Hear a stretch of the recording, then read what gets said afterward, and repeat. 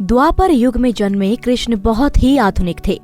उचित कार्य करने के लिए वो साम दाम दंड भेद हर विधि अपनाते थे। कृष्ण का चरित्र समझना आसान नहीं है। इतना विशाल चरित्र कान्हा ने मानव जीवन लेकर प्रस्तुत किया कि आज भी हम उसे जितना समझने का प्रयास करते हैं वो बड़ा होता जाता है। श्री कृष्ण की छोटी बहन थी सुभद्रा। विवाह योग्य होने पर कृष्ण के बड़े भाई बलराम यानी कि दाऊ ने सुभद्रा का विवाह दुर्योधन से तय कर दिया। इस विवाह में अर्जुन भी द्रौपदी संग आए थे। विवाह के लिए जाते वक्त सुभद्रा और अर्जुन की मुलाकात हुई और यही उन्होंने एक दूसरे से विवाह करने का मन बना लिया।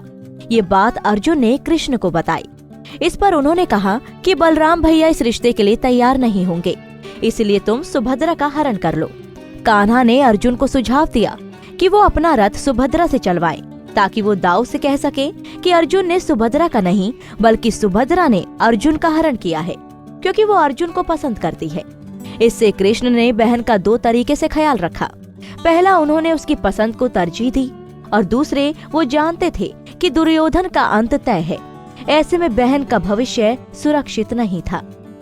महाभारत के युद्ध में जब गुरु द्रोणाचार्य को हराना मुश्किल हो रहा था, तब कान्हा ने योजना बनाई कि द्रोणाचार्य को झूठी सूचनाएं दी जाए कि उनका बेटा अश्वत्थामा युद्ध में मारा गया है।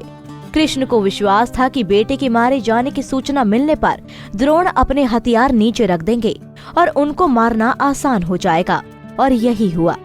भीम ने अश्वत्थामा नामक हाथी को मार डाला और जोर से कहा कि मैंने अश्वत्थामा को मार डाला है।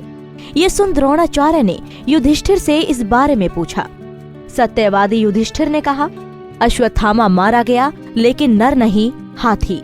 जब युधिष्ठिर का आधा वाक्य पूरा हुआ था, पांडवों ने जोर से शंख और दुंदुभी बजाना शुरू कर दिया और नर नहीं हाथी वाला वाक्य उस शोर में दब गया जिसे द्रोण सुन नहीं पाए।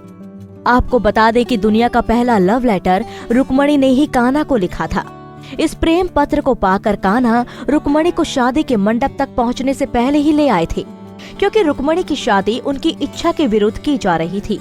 मतलब लड़कियों की शादी उनके मर्जी के खिलाफ करने का विरोध कृष्ण ने किया था। जिस जमाने में किसी राजा या अन्य व्यक्ति द्वारा हरण कर ली गई स्त्री को कोई अपने घर में प्रवेश भी नहीं करने देता था, उस जमाने में कान्हा ने कंस के यहाँ से छुड़ाई गई महिलाओं को अपनी रानी का दर्जा दिया। मतलब उन सभी को अपनी पत्नी होने का सम्मान दिया। इसलिए कहते हैं कि श्री कृष्ण की कई हजार रानियां थी, जबकि आज भी हमारा समाज अत्याचारों के शिकार महिला को सम्मान देने में हिचकता है। कान्हा को रणछोड़ भी कहा जाता है, क्योंकि जरासंध के साथ युद्ध के दौरान वो रणभूमि छोड़कर चले गए थे। इसका कारण था जरासंध का दोस्त कालेवन। दरअसल कृष्णा कालेवन से डरकर नहीं भागे थे, बल्कि कालेवन के पिछले पुण्यों का प्रताप शेष रहने के कारण कान्हा उसे सजा नहीं दे सकते थे। इसलिए उन्होंने कालेवन को दूसरे तरीके से मारने के लिए ही रणभूमि छोड़ी। कालेवन कान्हा का पीछा करते हुए उस गुफा में चला गया जहां मुकुचंद नाम के राजा सोए हुए थे। मुकुचंद को वरदान प्राप्त था कि अगर किसी ने उन्हें नींद से जगाया तो उनकी दृष्टि से भस्म हो जाएगा। बस यही गलती कालेवन ने कान्हा का पीछा करते हुए की और भस्म हो गया।